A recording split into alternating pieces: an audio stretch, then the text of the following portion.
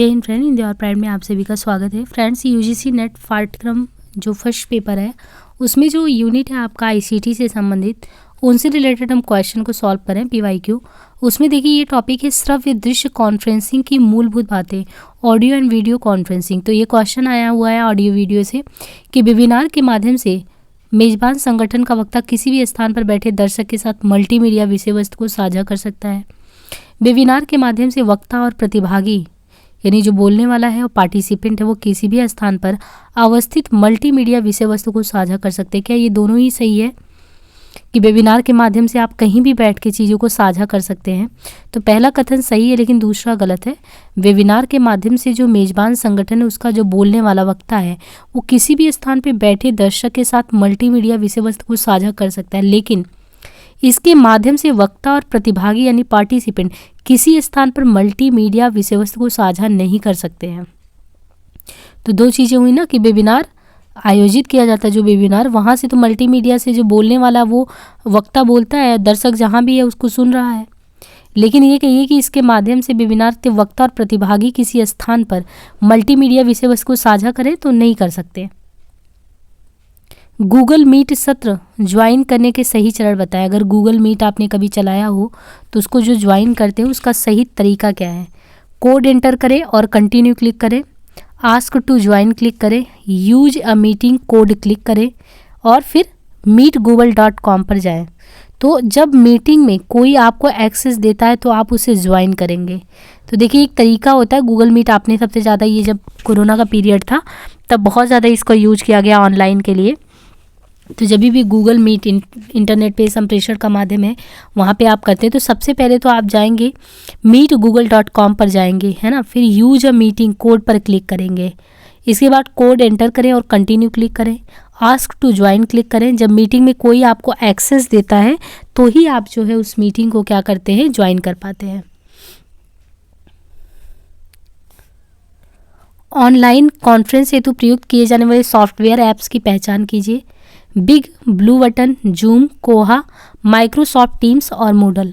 तो यहाँ पे देखिए ऑनलाइन कॉन्फ्रेंस हेतु जो प्रयोग किए जाने वाले सॉफ्टवेयर ऐप्स की पहचान करनी है इसमें, और यहाँ क्रमशः आपको दिया गया है। तो ये देखिए ऑनलाइन कॉन्फ्रेंस हेतु प्रयोग किए जाने वाले सॉफ्टवेयर ऐप्स कौन से हैं, जैसे big blue button, zoom, Microsoft teams, ये दिया है क्रमशः। तो big blue button, zoom, Microsoft teams. दूर सम्मेलन निम्न में से किस प्रकार की दूरस्थ शिक्षा का एग्जाम्पल है? दूर जो सम्मेलन है निम्न में से किस प्रकार की दूरस्थ शिक्षा का एग्जाम्पल है? ये है समकालिक सिंक्रोनस डिस्टेंस एजुकेशन का। इस सम्मेलन में समकालिक दूरस्थ शिक्षा का एग्जाम्पल है। अब इसे पत्राचार शिक्षा के बजाय दूर शिक्षा की संज्ञा दी गई है और अंतर्राष्ट्रीय पत्राचार शिक्षा परिषद का नाम बदलकर अंतर्राष्ट्रीय दूर शिक्षा परिषद का नाम दिया गया है। 200 एम वेब मीटिंग प्लेटफॉर्म के बेसिक निःशुल्क रूपांतर में कितने मिनट ऑनलाइन क्लास चलाने की अनुमति है? तो इसको एनटीए ने मूल्यांकन से ही बाहर रखा।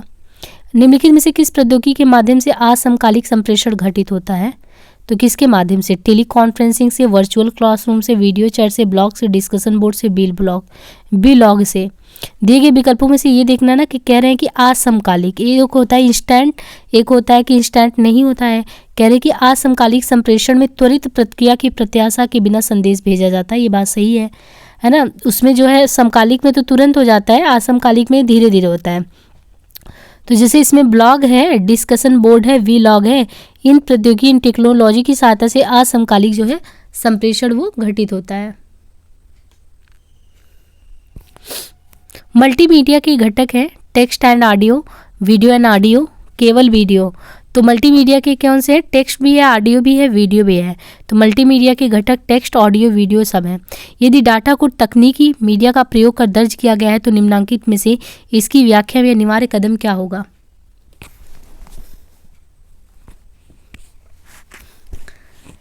यदि डाटा को तकनीकी मीडिया का प्रयोग कर दर्जा किया गया है तो निम्नलिखित में से इसकी व्याख्या में अनिवार्य कदम जो है वो क्या होगा? लिप्यांकन, संरचनात्मक समीकरण, प्रतिरूपण, अनुक्रमिक विश्लेषण, प्रतिचयन।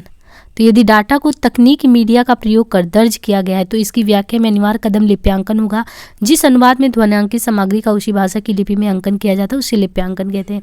इसका सर्वाधिक प्रयोग पत्रकारिता में होता है। यह लेखन माध्यम आधारित अनुवाद का प्रकार है। आजकल इसका प्रयोग संचार माध्यमों में बहुत हो रहा है। निम्नलिखित में से कौन सी एक कंप्यूटर आधारित प्रणाली है जो उन आंकड़ों को संग्रहित करती है और उसमें जोड़ तोड़ करती है जिन्हें भौगोलिक दृष्टिकोण अथवा संदर्भिक दृष्टिकोण से देखा जाता है? डाटाबेस सिस्टम, भौगोलिक प्रणाली, भौगोलिक सूचना प्रणाली, सॉफ्टवेयर सिस्टम।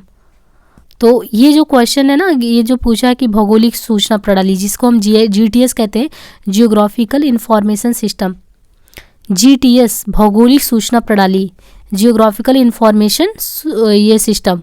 GTS एक कंप्यूटर पर आधारित प्रणाली जो आंकड़ों को जो है क्या करती है,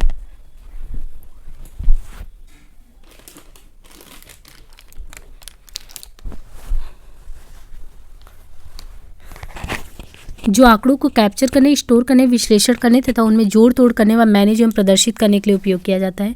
GIS एप्लीकेशन ऐसा टूल है जो अंतिम यूजरों को स्थानिक क्वेरी विश्लेषण, स्थानिक डेटा में सुधार करने और हार्ड कॉपी मैप बनाने की अनुमति देता है।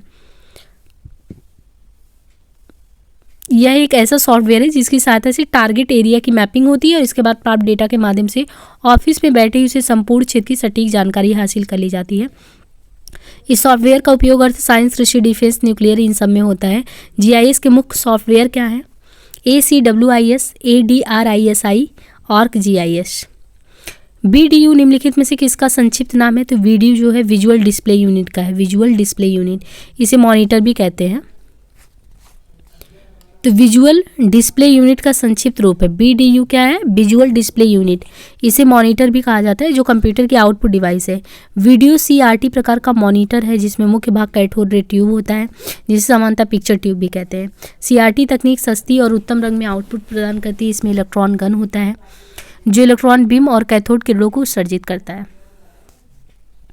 CRT मॉनिटर की स्क्रीन पर फास्फोरस की कोटिंग होती है, फास्फोरस की, इसलिए जैसे ही इलेक्ट्रॉन बीम स्क्रीन से टकराती तो पिक्सल चमकने लगता है और स्क्रीन पर चित्र या लेआउट दिखाई देता है। रंगों के आधार पर मॉनिटर मुख्यतः कितने प्रकार के होते हैं? तो रंगों के आधार पर जो मॉनिटर होता है वो मुख्यतः 3 प्रकार का होता है। एक मोनोक्रोम या सिंगल कलर डिस्प्ले है ना, ब्लैक एंड वाइट में, ग्रे वाले में अधिकतर लैपटॉप में प्रयोग किया जाने वाला मॉनिटर है ग्रे स्केल, और रंगीन मॉनिटर या RGB हाई रेजोल्यूशन में ग्राफिक्स जो प्रदर्शित करने में सक्षम मॉनिटर होता है। यहाँ पे देखिए CRT monitor, flat panel monitor, LCD liquid crystal display, LED light emitting diode. निम्नलिखित में से कौन सा मत गैर पारंपरिक अधिगम कार्यक्रमों के घटक है? टी सोमेलियर, स्पा प्रबंधन, तुलनात्मक भाषाएं, प्राच्य भाषाएं, संग्रहालय विज्ञान। तो कौन से मद जो है ये पारंपरिक नहीं बल्कि गैर पारंपरिक जो लर्निंग का प्रोसेस है उसके कार्यक्रम के एक घटक है। इसमें टी सोमेलियर, स्पा प्रबंधन, संग्रहालय विज्ञान आते हैं। देखिए इससे ये लग रहा है ना कि आपको कितने डाइवर्सिफाइड नेचर के क्वेश्चन पूछते हैं। बिल्कुल ऐसा कोई नहीं कि वन लाइनर आपने कंप्यूटर का क्वेश्चन पढ़ लिया तो वहीं से सब उठा के दे देते हैं। ब्लूटूथ के बारे में कि ब्लूटूथ एक वायरलेस टेक्नोलॉजी है जिसका उपयोग मोबाइल फ़ोन से हेडसेट कनेक्ट करने के लिए होता है। ब्लूटूथ एक लंबी रेंज वाली वायरलेस टेक्नोलॉजी और इसका उपयोग डेटा अंतरण के सस्ते साधन के रूप में होता है। तो यहाँ पे देखिए जो पहला है केवल P जो है, ब्लूटूथ एक वायरलेस टेक्नोलॉजी जिसका उपयोग मोबाइल फ़ोन से हेडसेट कनेक्ट करने में होता है। इसका उपयोग कोई भी फाइल या डेटा ट्रांसफ़र करने के लिए होता है। इस टेक्नोलॉजी का विकास ब्लूटूथ स्पेशल इंटरेस्ट ग्रुप ने किया और इसकी भौतिक दूरी भी बहुत कम है, मतलब भौतिक दूरी लगभग समझिए 10 मीटर से लेकर 50 मीटर तक ही सीमित है। और ब्लूटूथ डिवाइस अधिक से अधिक 7 डिवाइसों में, मतलब आप अगर कनेक्ट भी करते हैं तो ब्लूटूथ डिवाइस 10 से 50 मीटर के बीच में और ज़्यादा से ज़्यादा इसको 7 डिवाइसों में कनेक्ट कर सकते हैं। इस प्रकार वायरलेस टेक्नोलॉजी के संबंध में कथन P सही है और Q गलत है। ग्राफिक्स मूल पाठ ध्वनि मीडिया और सजीवता से युक्त सूचना को क्या कहा जाता है? मल्टीमीडिया। ग्राफिक्स मूल पाठ ध्वनि मीडिया और सजीवता से, ये मल्टीमीडिया है। ग्राफिक्स मूल पाठ ध्वनि वीडियो एवं सजीवता से युक्त सूचना को मल्टीमीडिया कहते हैं। अर्थात मल्टीमीडिया इंफॉर्मेशन टेक्नोलॉजी का वह क्षेत्र जिसमें टेक्स्ट, ग्राफिक्स, ऑडियो, एनिमेशन ये सभी होते हैं। अतुल्यकालिक असिंक्रोनस माध्यम का एग्जाम्पल क्या है? तो असिंक्रोनस का फिल्में हैं। असिंक्रोनस माध्यम का एग्जाम्पल फिल्में हैं। दूर संचार में अतुल्यकालिक संचार आमतौर पर एक बाहरी उपयोग के बिना डेटा का संचरण, घड़ी संकेत डेटा नहीं है बल्कि एक सतत स्ट्रीम की तुलना में रहकर प्रेषित होता है। यहाँ पे देखिए दिया है कि फिल्म प्रभाग जो इसकी स्थापना 1948 में हुई थी और स्वतंत्र भारत की उपलब्धियों को भारतीय रजत पट पर रिकॉर्ड प्रचारित और संरक्षित रखने के लिए किया गया था। भारत और विश्व में वृत्तचित्र आंदोलन के प्रसार में यह अग्रणी भूमिका निभाने के अलावा यह जनता और सरकार को जोड़ने का एक सशक्त माध्यम था। वीडियो जो कॉन्फ्रेंसिंग होता है उसको निम्न प्रकार के संचार में क्लासीफाई कर सकते हैं। तो जो वीडियो कॉन्फ्रेंसिंग होता है उसको देख भी सकते हैं, सुन भी सकते हैं, तो दो तरफा होता है ना वीडियो कॉन्फ्रेंसिंग। सचित्र संप्रेषण का महत्वपूर्ण साधन वीडियो कॉन्फ्रेंसिंग है। इसके अलावा अलग अलग स्थानों पर देखिए लोग वास्तविक सभा वर्चुअल मीटिंग की भांति संचार भी करते हैं। इसमें न केवल संदेशों को संप्रेषित करते बल्कि एक दूसरे से सजीव वार्ता भी कर सकते हैं, जिससे उनके हाव भाव, मुखावय, व्यक्ति, ये सब भी होता है। कॉन्फ्रेंसिंग दो प्रकार से हो सकता है, कंप्यूटर के द्वारा भी, बिना कंप्यूटर के द्वारा। कंप्यूटर के द्वारा कॉन्फ्रेंसिंग में इसको कंप्यूटर कॉन्फ्रेंसिंग भी कहते हैं। इसके लिए कंप्यूटर अथवा PC, web camera, telephone connection, ये सब होता है। और बिना वाला digital web camera, video conferencing, telephone, satellite, ये सभी हैं। कंप्यूटर पेरिफेरल्स कंप्यूटर से जुड़े बाहरी उपस्कर होते हैं। किसी सूची में केवल इनपुट पेरिफेरल्स दिए गए हैं, तो वो कौन से हैं इसमें से? तो इनपुट में यह एक विद्युत यांत्रिक युक्ति है जो डाटा और निर्देशों को स्वीकार कर उन्हें बाइनरी रूप में कन्वर्ट कर कंप्यूटर के प्रयोग के लायक बनाता है। इस प्रकार वे यंत्र जिनके द्वारा डाटा व निर्देशों को कंप्यूटर में डाला जाता है इनपुट डिवाइस कहलाते हैं। Microphones, track ball, mouse, scanner, touch screen इत्यादि इनपुट पेरिफेरल्स हैं। अब यहाँ पे देखिए जो टॉपिक शुरू होगा वो उच्च शिक्षा में जो है, हायर एजुकेशन जो है, हायर एजुकेशन के क्षेत्र में जो भी डिजिटल पहल की गई है, ये सारे क्वेश्चन जो है उनसे रहेंगे। तो हम इसे नेक्स्ट पार्ट में करते हैं, है ना। Digital initiative in higher education, तो जो भी पहल लिया गया है डिजिटल शिक्षा के क्षेत्र में। तो मिलते हैं नेक्स्ट पार्ट में। धन्यवाद।